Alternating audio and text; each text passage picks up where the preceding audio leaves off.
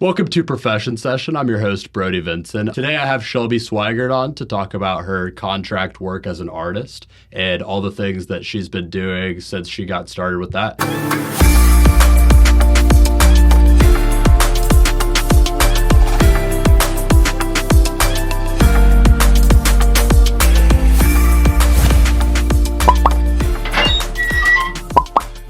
So it's funny because I actually kind of start off my story with when I was in high school, I started taking photos of my cousins, and it was just like a cheap camera, nothing major, but I would show my aunts and uncles, and of course they're babies, so they'd be like, "Oh my gosh, these are amazing." And I'm like, "Really?" So from there that kind of boosted the confidence, and that's how I started my art career, is just taking photos, and started in photography. I did grad sessions, I did family sessions. And then from there, I built my business up, got an LLC, started doing some freelance work with some companies. I've done like murals, I've painted scenes. So yeah, and then it kind of just grew and evolved. And now today I'm still doing my contract work. I still have my art shows occasionally. I've done some workshops and classes, and overall, I just love doing what makes me happy and being able to make a living from it. So yeah. That's awesome. And I've got a question just about how Yeah. you got started. So I feel like a lot of people pick up photography and art as a hobby, right? But Right. did you always know that you wanted to, were you always business minded, or was that encouraged somehow? What made you want to actually turn it into something that was actually revenue driving and making Right. you money?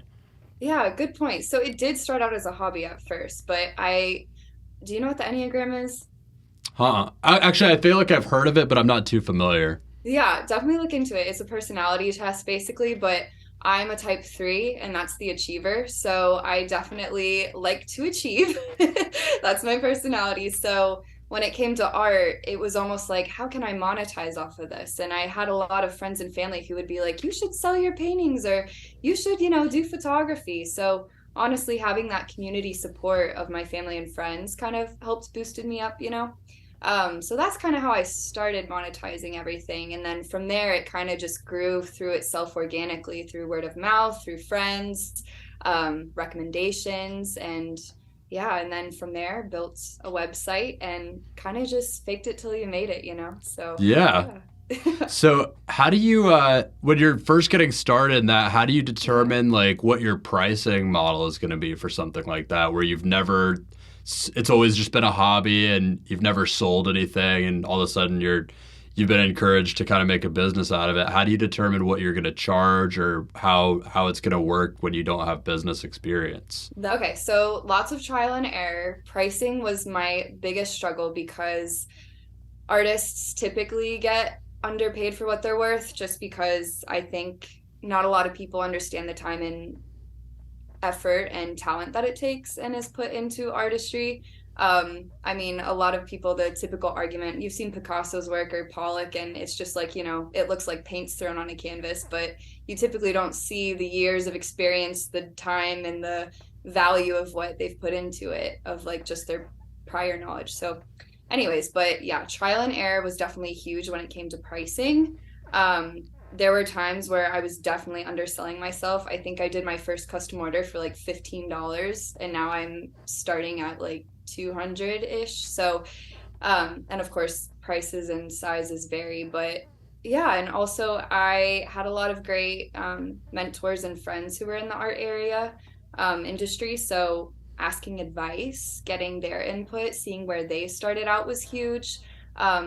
So again, back to like networking and connections, but it's really just where like you need to talk to people in order to see what's working and what's not.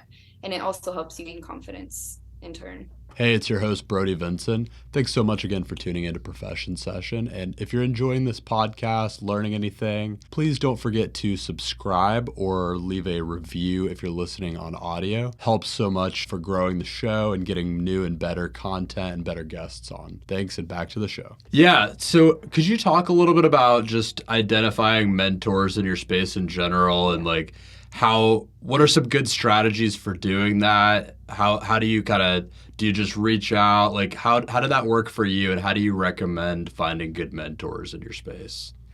Yeah, great question. I mainly found them through social media, that's my main tool for marketing. That's my main platform that I utilize. I would find similar accounts to my own and also just what's recommended for you sometimes. And sometimes I just shoot my shot and send a like cold email and just or cold message and just be like, hey, like my name's Shelby, I'm an upcoming artist, or I'm trying to be, do you have any advice, or like what do you price? Or typically I'd go with specific questions. So say it's like, hey, I'm pricing custom artwork, like what do you start out with your rate, or like what do you recommend for whatnot? And especially when it came to murals too, it was like, what's the starting rate that you take? So yeah, just really asking what opinions people have about their pricing ranges and concepts and whatnot. That makes a lot of sense. I mean, Yeah. they've proven to have done it before, and I'm sure some people. I mean, you probably don't get responses from some, but others are willing to share their information. Yeah. And it's always a gamble. Like some you don't Yeah. and you're bummed, but some you do. And it's the ones you don't even expect. And then you're like, wow. And then you're just like patting yourself on the back. Like, that's pretty cool that they messaged back. So I don't know. I say the biggest thing is shoot your shot. The worst thing that can happen is they don't reply. But I've definitely reached out to some mega influencers and they've even replied on the spot. So it's just pretty neat to see how a social platform can do that and connect you with people you otherwise wouldn't have met. That's awesome. And when you're looking for the people to reach out, do you just kind of search whatever your area is on it? I know you're big on Instagram. Is that typically where you're looking for these people? Yep. So I typically go on Instagram. If I'm looking location wise, I was in Orlando, so I would look up Orlando artists. Sometimes even I was in the influencing realm for a little bit, so I would look up local Orlando influencers and like ask their rates about content creation and doing brand paid collaborations. So it really just, if you're looking specifically for which type of niche you're looking for, it helps out a lot. Very cool. So I want to talk about a few things that you covered there in the Yeah. social media area. So you mentioned like doing brand work and paid collaborations. Could you talk a Yeah. little bit about your experience doing that and like how that works? For sure. So I think it was college when the influencer world was kind of amping up, and I started to notice it. So I wanted to hop on it really quick. Um, and it was great for a while. I've worked with companies such as Vera Bradley, Advocare, Missouri, love them. So it's just those companies would typically reach out to me or vice versa. Again, shooting your shot. Sometimes I just send emails and just be like, hey, I'm Shelby. I'm a content creator. Like, this is my rates. These are what this is. So, yeah, and that was a great time. But eventually, I noticed it was taking a bit of a different turn social media wise. So that's when I kind of pivoted back to my business and decided I really preferred the art aspect, because influencing is a lot of networking, but it's networking like socially. So it was a lot of messaging, and for me personally, I love people and connections. So I knew like my art was allowing me that outlet. Very cool. So you kind of moved away from that a little bit and just focused on the art. When you set out to pursue a project or you get a new order or something, what is the process? I want to talk about that a little bit. Like, how do you start, and what is the creative process like?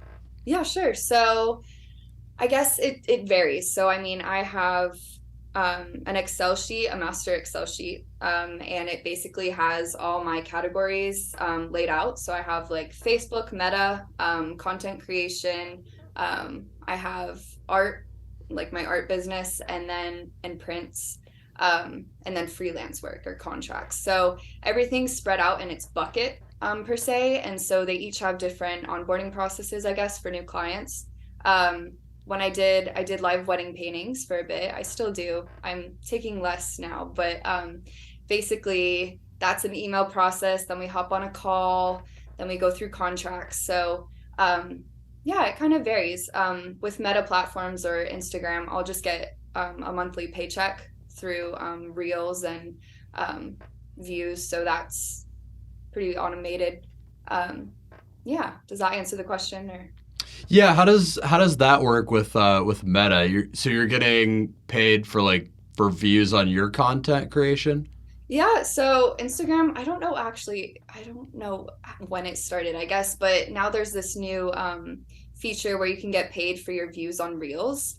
And it's not too much. I don't get paid that much. Oh It's yeah, like, that's is that the bonuses thing? yeah, the Okay, I bonuses. just So, saw that pop okay. up. Yeah, yeah. Yeah, But I honestly, that hop on popped it up if on you mine like a can. month ago. Yeah. Yeah. So I don't get much, but I mean, it's extra income and, so yeah.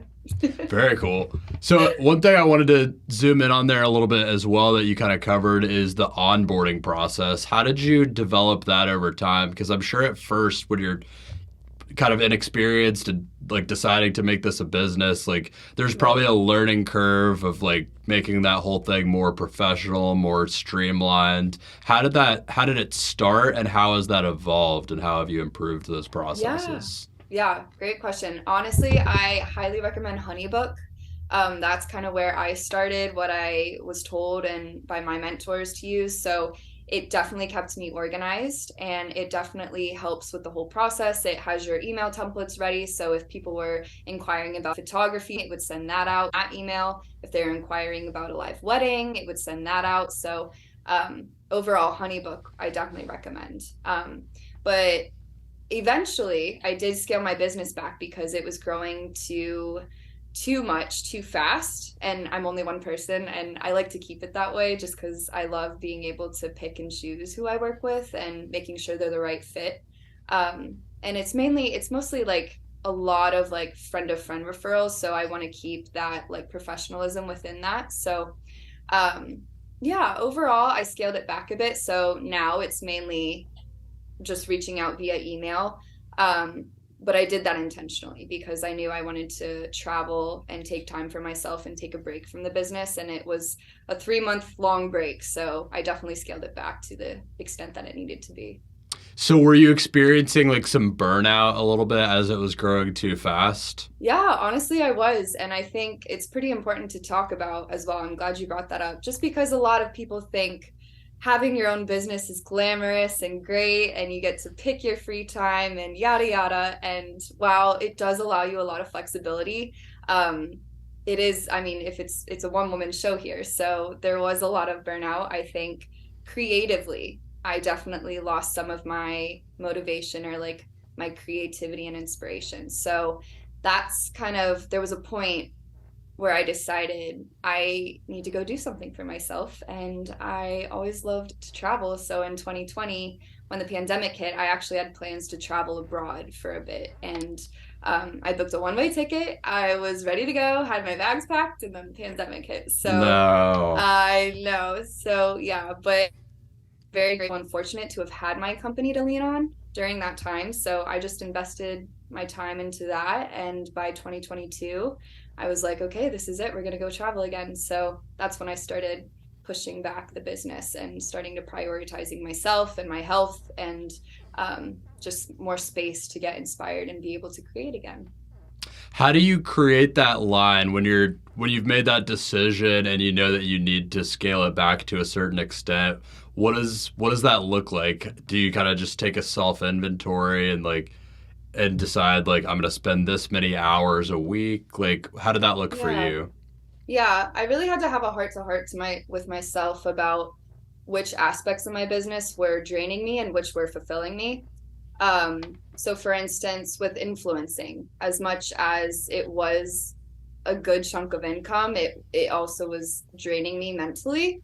I found that it's not healthy for me to be on social media 24/7 personally, but yeah, I just kind of had to step away from that a bit, just because also like it didn't align too much with some of my values. And so that's where I invested myself into more of my like hand painted work and live wedding paintings because I knew I'm a people person and I love meeting and creating connections. So that's kind of where that came into play. And that actually started maybe around COVID too, of just wanting to try live wedding paintings. And I had so many friends who were so amazing and were like, yeah, you can paint at my wedding because I just did a small fee, and then I just tried it out and loved it. And then that's where I took it and ran. So, I yeah. wanted to talk about that a little bit too, because I don't think I've ever heard of live wedding paintings before Yeah. you mentioning that. That's got to be a pretty unique thing, right? Oh, it's niche. Yeah. Yeah. I saw the trend on TikTok and Okay. I was like, that's a thing now? Because I think only in the past recent couple of years had it become a really big trend. So I was like, again, with the trends, I was like, I need to hop on this. So that's where I posted on social media and was like, hey, any friends looking to have their wedding painted? I would love to do it for you for free. This was my first one. And I was like, I will do it for free. I just want to try it out, kind of thing. So I had a really good friend, Mackenzie. She was like, Shelby, come paint at my wedding. So I actually got to go and experience that. And I had so much fun. It didn't feel like a job. I mean, I was making a free painting, but ultimately, yeah, that's kind of how that started. And So you from there, you I built that confidence. Yeah, go ahead. do you just set up like a canvas at the wedding and you're just basically like painting like a certain part of the wedding? Like a certain kind of Yeah. portion of it? Yeah, Wow. so on the call they tell me like if you want the ceremony, if you want the live wedding scene, or if you want your first dance. So they pick the scene and then from there I'll set up my area and then I'll take a photo of like what they want. So I'll use that as the reference image throughout the night. Gotcha. Yeah, Very so cool. And like yeah. during the whole wedding, you're just working on it live. Oh yeah, yeah. And then I'll Wow. have people come up, they'll talk with me about it and so it's neat because you and then again, word of mouth, like then they'll be like, "Oh, I know so and so who would love to have this at their event." And I have wedding painting friends who even do corporate events and just, so the live wedding painting or live painting scene is getting pretty big. So, Yeah, and I was gonna say, like as you were describing that, like you're there the whole time. What a great like opportunity to network it as you're going. I mean, like you're just meeting all these people that are maybe gonna have weddings of their own or have friends that have weddings of their own, and like the word of mouth probably spread fast, I would guess. exactly. So a lot of people would come up and be like, "Oh, I have a wedding in like August or like September." And that's where it was like, "Oh, I'd love to do it." And then that's how connections would work. So big on word of mouth and friend referrals. So, yeah. Very cool. And I'm guessing there's probably not a lot of competition in that field. I mean, that's very niche, like you said. Yep, very niche. So, yeah, it's a great time. I enjoy it. It is stressful though, I will say, because you are standing for like 8 hours. Yeah, but but the outcome is worth it. The feeling of like showing a customer their new painting and like their faces, it's just the best feeling. So yeah. that's awesome. So Yeah. what kind of so you've got other contract work that you do as well. Could you talk about a little bit more of like the other kind of stuff that you're focusing on right now when you're so you said your custom prints are open again, right? Yeah, As of so recently. yep. So now that I got my refresh on my outlet and creative input, inspiration, I was traveling the world for 3 months. So I kind of used that to rejuvenate and like reset myself. So yeah, there's a lot of exciting things coming. I have some print collections coming out. I have custom orders that are back and open. And yeah, I think I'm even going to start back a season 2 for my podcast, the Created Podcast. Awesome. Yeah, I know. So I'm excited. A lot of good things in the works. So could you talk about the podcast a little bit as well? I know you had a first season that you put out of that. What was Yeah. the inspiration behind doing a podcast and what kinds of things did you cover on that? Yeah, so the Created Podcast was based upon me wanting to I'm very blessed to have a lot of great mentors and leaders in my life who I look up to. And it was kind of a way of like wanting to share that with my audience and my friends and family. And so from there I took a lot of my mentors who helped me in my art career and I brought them on. And so I would interview them and hear their stories and it not only fills me with purpose, but I think it also, everyone loves to tell their story. Like stories are the most important things we have. And when you ask someone to tell their story, there's a 99% chance that they're going to share it. So, yeah. And I also knew it was a great networking tool as well. Going back to just reaching out to random people, I would say, hey, I have a podcast. I think you'd be a great fit with your creativity, entrepreneurship, and self help. So, yeah, that's kind of where I reached out as well. And I got to talk to some guests that I never would have believed I would have been able to talk to, but I did. So, yeah. That's been my whole kind of thesis with doing this Yeah. podcast too, is you just get to talk to people that you wouldn't otherwise even have really a reason to talk to, Right. other than just like wanting to learn some things from them, and then you get to broadcast that. It's a very cool tool. I'm a little jealous of the whole like season format, because I feel like you get to kind of relax after you get to That's relax a little funny. bit more. Oh gosh, yeah. It's I mean, I'm impressed by you and your team because I didn't have a team. I was just a one woman show. So I was doing all the editing, all the formatting, marketing, et cetera, et cetera. So that's why a season takes a while. So I now that I'm starting to work on season 2, it takes a bit, but it's so rewarding at the end. I still get emails today and just saying like thank you, I just listened to your podcast, and I recorded that like 2 years, maybe a year ago. So Wow.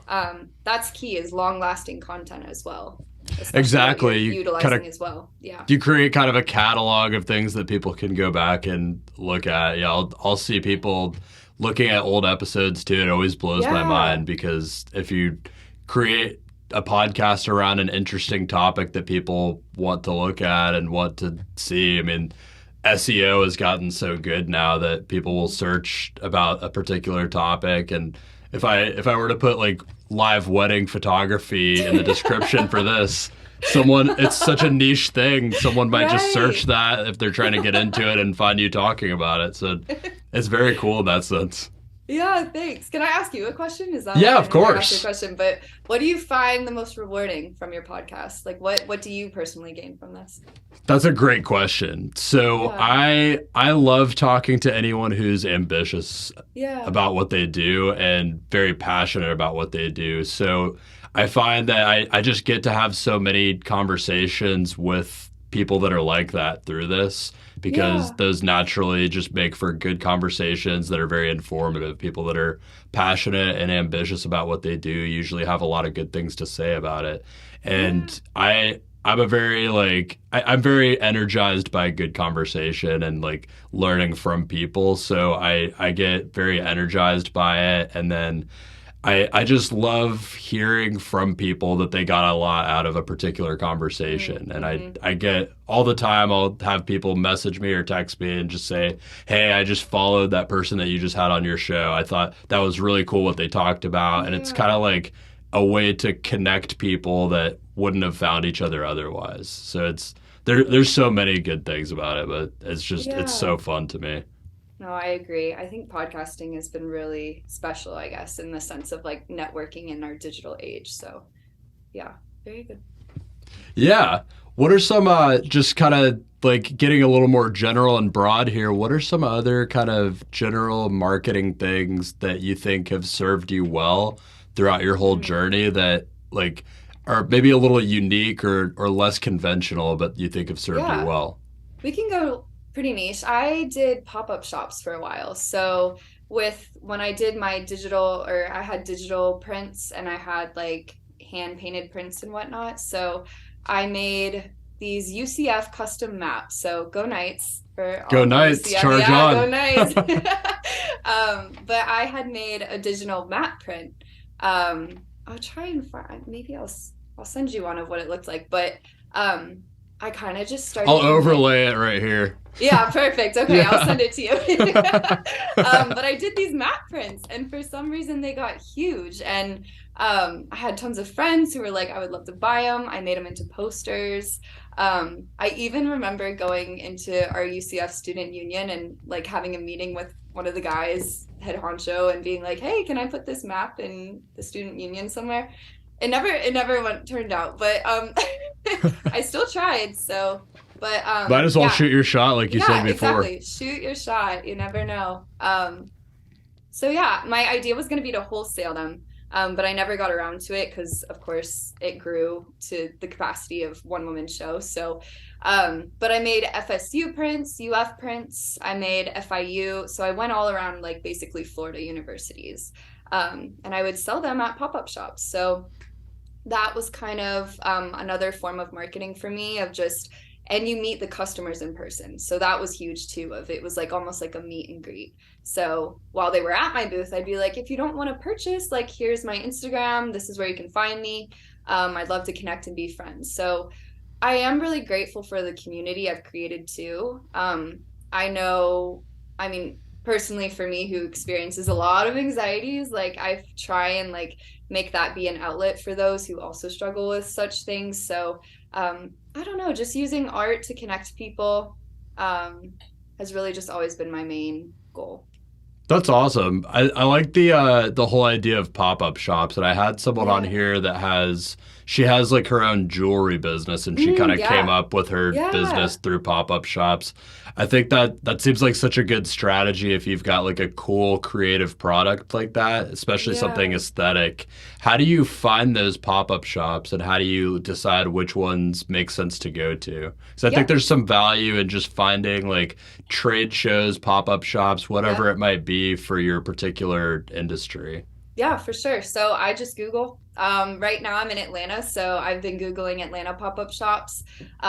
Usually you also have to see if they're within your budget. So you'll typically have vendor fees. So typically it's like $75-ish is like the average. So that's starting out. But yeah, you kind of just look, Google, word of mouth again, or but you also want to make sure that it fits your business and what you're going for. I remember one time, my best friend and I started up a little small business in college, and we went to this fair, but we didn't really do the research prior to it, so it ended up being like a I don't even it was just like this very odd in the middle of nowhere vendor tent, and we got zero business. I think we sold $5 that day. So we definitely lost money, but I mean, definitely do your research beforehand to make sure it aligns with your business and your goals. Very cool. Yeah.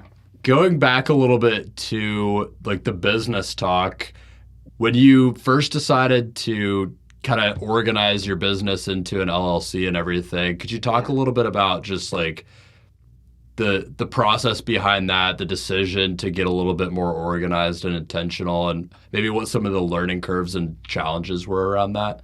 Yeah. So when I started doing pop-ups, there were some that were like you need to be like a licensed LLC or have some form of proof. So that's kind of where that started. And I was like, oh, maybe I should. And then when I started looking into wholesales, that's where I also hit a roadblock of they're like, you need to be a licensed LLC. And I was like, oh, shoot. Okay. So that kind of just naturally happened for me as the next steps in my business. So yeah, from there, I also went to the bank one time and I was like, hey, I need this money for my business. And they're like, you don't have a business LLC or a business account? And I was like, what's that? So it really, everything happened organically. I had a lot of great mentors, but I met them later on past, like, I mean, because I like to say my business started in high school, you know? So it's always been ever evolving and ever present. So yeah, mainly just knowing that once I started hitting those roadblocks of like trying to find opportunities and needing that LLC, that's where it started happening. And people don't realize how easy it is once you actually do it Oh, either. It's yeah. really just a few steps. You just go on Yeah. sunbiz.org, Yep. just fill out a couple forms, Oh, go yeah. start a bank account for it, and next thing you Yep. know, you can write stuff off to have fun. Exactly. Yeah. And it's honestly like Excel is like my new best friend. I just like, input like what I need to subtract from taxes, and I'm like, this is great. Exactly. There's something Yeah. very rewarding about just going through your bank account and saying, "You're coming off of taxes. You're coming off of taxes." Hopefully, the IRS isn't Yeah. listening to this. It's I all know. legitimate. It's all It is legitimate. all. It's all legit. So, For sure. switching gears here a little bit, Yeah. one other thing I wanted to talk about is we haven't mentioned yet, but you moved recently. And so I wanted to Yes. talk a little bit about that and like the decision to do that and what some of obviously you had a very established business here in Orlando. Yeah. I'd like to talk about like what the move has been like for your business and how it's been kind of starting new there. Yeah. So Yeah, getting pretty deep, but I was born and raised in Orlando and I had the best experience. I think I loved being close to Disney. I loved going to UCF. My whole college career was incredible. But throughout my high school and college days, I was just networking in Orlando and I built this community and I loved it. But there was a point where I felt like I was just staying stagnant and I wasn't being pushed anymore. I was just getting comfortable. There was no opportunities outside my comfort zone of where I wanted to go with my business. So there came a point where I was like, you know what? I think I want to make myself uncomfortable and I think I want to try something new. And I'm not gonna lie, it's been scary. It's there's been some moments where I'm like, should I go back to Orlando? But yeah, ultimately, I know this has been the best thing for me in my growth. It really pushes me as an individual and a business owner of being pushed to limits that you really have to question yourself and you really have to be comfortable and self-talk to yourself. So overall, yeah, the move has been great. I've been networking a ton on LinkedIn. That's been my new thing. And as a art business, I hadn't in the past necessarily used it a lot. So that's one thing I do wish I would have spent more time on. Um, but ultimately, yeah, LinkedIn, word of mouth. My aunt has a ton of connections here who I'm super grateful for. Um, and yeah, that's kind of what's going on.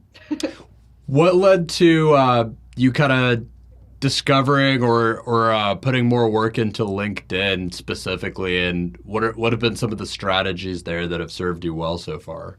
Yeah, so coming to a new place, I'm like starting from ground zero. Like I just no clue what I'm doing, but fake it till you make it. So everyone kept saying, have you tried LinkedIn? Have you been like talking with people there?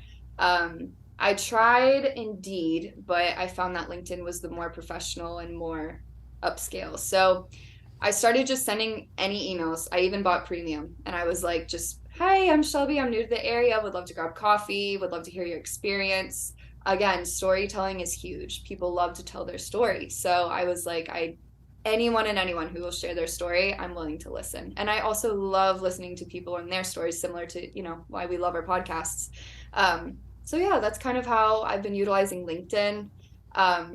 Again, lots of no replies, but I have lots of replies. So, you know, you take the wins, you don't take the loses. That's I feel like that's easier said than done. What do you think it is that you have that allows you to kind of move on from those like the no responses? Because I feel like a lot of people really get caught up on that. What do you think it takes to really move on through that and persevere through that? Yeah, it's difficult. I'm not gonna lie.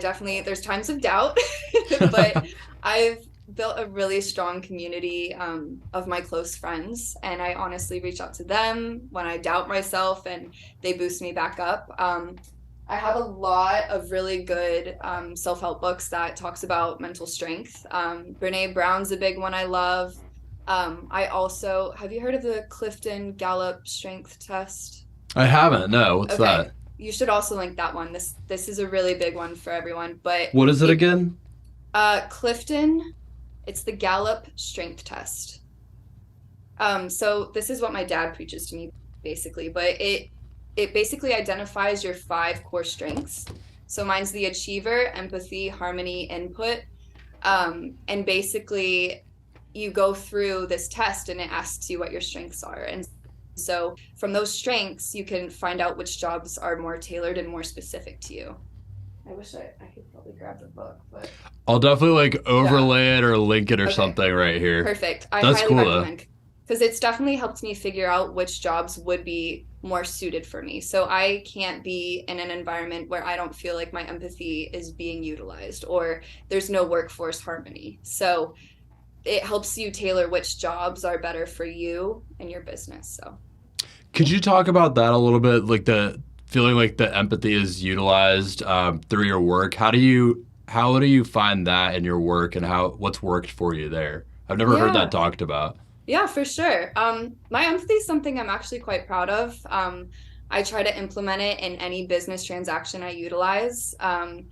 I realize as our world gets more digital prone, and going that route, I miss those genuine connections. So I still write handwritten letters. I still call. I try not to text as much. I'm also very key on like meeting up person to person. So it's these relations that I still want to keep consistent that helps my business thrive, I think.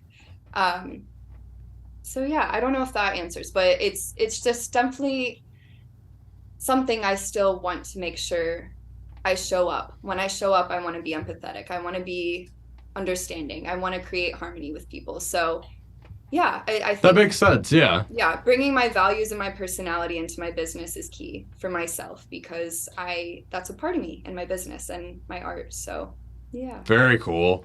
So another thing that kind of sparked me thinking about is one thing that I've kind of observed just as an observer, kind of looking at like your Instagram and the way that you run your business, is it seems like you seem to have been very intentional about like just the way you portray the business, at least aesthetically.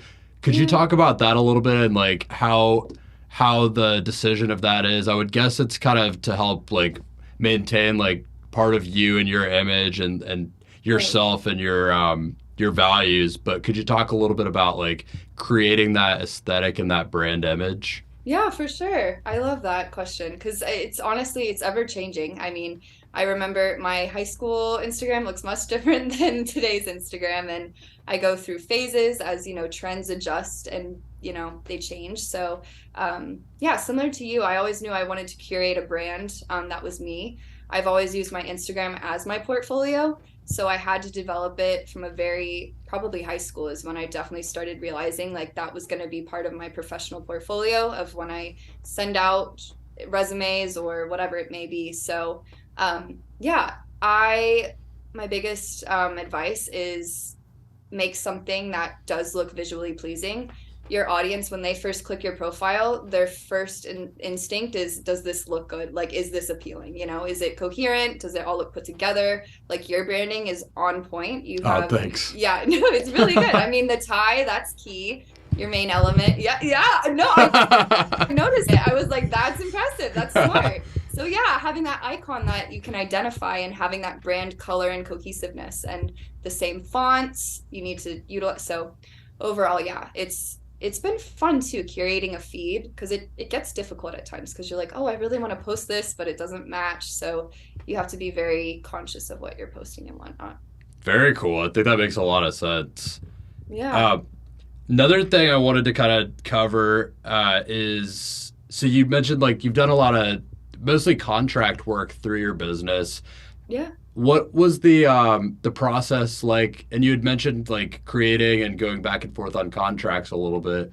What was the process like figuring out how to do that and how to structure like a contract? Because as a fellow business owner, I know that like it's all based on contracts, and really that just comes down to like the word of law of how the business is going to run and flow is how the contracts are formed. What was that process like for you? Yeah. Again, trial and error, reaching out to people, asking what needs to be on a contract, what doesn't. Is this relevant? Is this not? And honestly, sometimes I still get scared just because I'm not a lawyer and I'm still, I don't know exactly specifically, but I know I have the key elements and I would be covered safely. But yeah, are you asking more about like the contracts I make or about like the work that I do?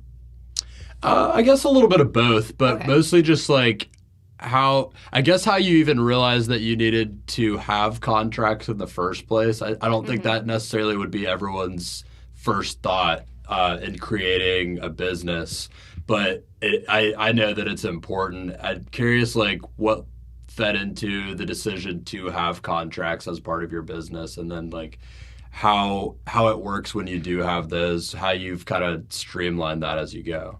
Yeah, so some businesses they just needed a W-2 form. So some of that, so Wall Crawl, for instance, love Wall Crawl. I've worked with them since college. Yeah. Yeah, I saw that a little bit. I've never been there, but I actually, funny enough, me and my business partner, before we got into the business that we have now, we like we would kick around ideas with each other all the time Yeah. when we both were doing like other full-time things at the time. We actually almost started one in Jacksonville, Oh, get like based out. off of that idea, right when those were getting really big. And we had Yeah. like a space picked out and everything. And then some other company that had done it in a few other cities beat us to it by like a few weeks. It was crazy. Dang. And Gosh, yeah. we're like they've already got the place picked out. They've done this in other cities. They have like the Yep. presence. We don't want to be like a small fish in a huge pond. Yeah. But yeah, that's such a cool concept. What was it It's like a working great on Wall business Crawl? model too. Yeah, it's very smart.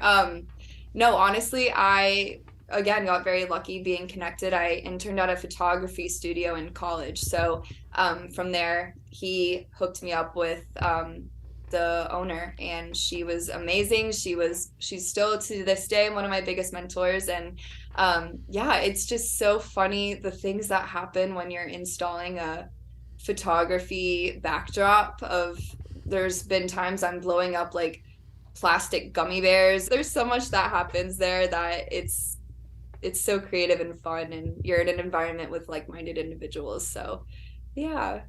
Yeah, those concepts really just blew up overnight too. I feel like they Oh probably make yeah. such good money. Oh yeah, and I mean even they just have customers show up. It's just the space that they're renting, and they make their quarterly installs. So it's a very smart business model, honestly. They Low yeah. low overhead and just I mean, just a cool social concept. It's like it Hmm. markets itself too, which is Exactly. cool. Yeah, TikTok, Instagram, people are tagging them, so it does its own work. Yeah, really good point. So, cool experience there.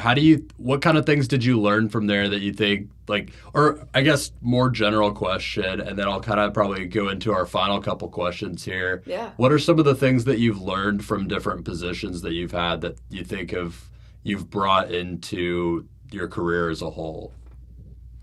Mm, great Very question. general question. No, I like So it. you I could take like it.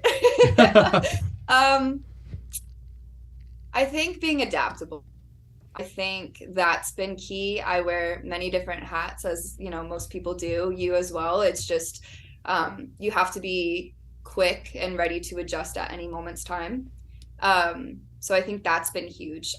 Learning self-teaching myself a lot of skills and talents. There was a time when in running at the Downtown Orlando Partnership, there was an event with the mayor coming, and I forget what happened, but someone last minute wasn't able to make the intro video. And so I was like, I'm on it. I got it. Did not know. I think this was the time I didn't know how Adobe Premiere Pro worked, but I literally stayed up till 3, 4 a.m. making it work and making this intro video. So overall, I think that is the biggest thing I've learned. You need to be adaptable. You need to be willing to learn and teach yourself, because sometimes there's not always going to be a mentor helping you out and walking you step by step. Um, so yeah, those are like probably some of my main things that I try and work on. That's awesome. Yeah, thanks. So I've got a couple repeat questions that I always like Yeah, to ask every let's guest that go. we talked about off air a little bit. So my first one, and I guess I think I would use just you getting into this in high school, first getting started with all of this as the entry point for this question. Yeah. But the question is, if you could go back in time and just talk to a younger Shelby as she was first getting into all of this, figuring out that she could make a career out of being involved in the art space and everything that you do Yeah. now, just having the wisdom and knowledge that you have now, what are a couple things you would tell her to do differently? Mm. First and foremost, I tell her to not put so much pressure on herself. I think, I mean, just as everyone else, I'm still figuring it out. I mean, I do what I do and I do what I love, but I don't know. We put a lot of pressure nowadays into what we do, but it's also my connections that I find so important to me, because they're people who have invested in me, who I get to talk to, who I get to connect with in this world. So I think mainly it's prioritizing who I'm surrounded with, who I'm working with, and that's mainly what I would let myself know is like, you are good. It's not, your value isn't in what you do. Um, it's who you're working with and who you are as a person. So I think in any career, I hope that someone listening can take that away, because we do get caught up in our titles and what we do, but especially someone who calls herself an artist. And sometimes I'll get stares and being like, oh, how does that work? Or, the starving artist, but there's a way to make it work, and it is lucrative. So yeah. That's awesome. And then the other question I have for you is, the show is called Profession Session, and I love talking to people about their professions because every profession is so different, and you're a great example of that, especially being very much entrepreneurial and having all these different things going on, multiple revenue streams. So one profession is very different from the last. And my question to you is, what does it mean to you personally to be a professional? To be a professional, I'm gonna go back to the connections. It's making sure that you are respectful and yourself authentically whenever you meet someone new, because you never know where that connection will lead you. So it's always important to be on your utmost A game, because there's connections that I didn't know would lead me down a path, and it did. And it was an open door when I really didn't know. And if I wasn't respectful and myself and being honest, I wouldn't have gotten that. So yeah, overall, I think that's what it means to be a professional, just showing up as yourself and being authentic and making sure to put forth your best A game. That's awesome. Yeah. Well, Shelby, anything else you would want to share with the audience? Not really. You can find me on Instagram at Shelby Swygert. That's SWYGERT. My website, I'm selling my customs right now and my prints. So yeah, www.shelbyswygert.com. I'm sure Brody will link everything. So Yep. Everything will be in the Awesome. details if you're watching on video, or if you're listening on audio, in the description of the YouTube video. Yeah. You can find Shelby on everything she's on. Shelby, thank you so much again for being Thank you, on. Brody. This is incredible. I'm really proud to have been on this. I know that my talents are very niche, but I appreciate it. Niche is great. There's a very loyal following for every niche out there, and people looking to learn about the niche and get into it that are maybe just a couple steps behind. So I think this will be really valuable for anyone in this niche. Yeah, and if anyone resonates with this, my DMs are always open. I'm always willing to talk. So if anyone needs help, just reach out. I've been there, done that. Awesome. Yeah. Well, thank you again. And this has been Profession Session. I've been your host, Brody Vinson. My guest has been Shelby Swygert of Shelby Swygert LLC and everything that she does. And we're going to go ahead and tune out there. Thanks so much for tuning into Profession Session. I'm your host, Brody Vinson. And if you learned anything or enjoyed this video or podcast, don't forget to subscribe here on YouTube, where all of our other interviews can be found. We can also be found on all major podcast platforms, including Spotify and Apple Podcasts, as well as all the socials: LinkedIn, Instagram, TikTok, Facebook, you name it. So find us anywhere, follow, like, comment, leave us a review on any podcast platforms that you enjoy. And if you know anyone that you think would be a great fit to be on the show, get in contact with me anywhere and just let me know, and they could be the next to tell their story here on Profession Session.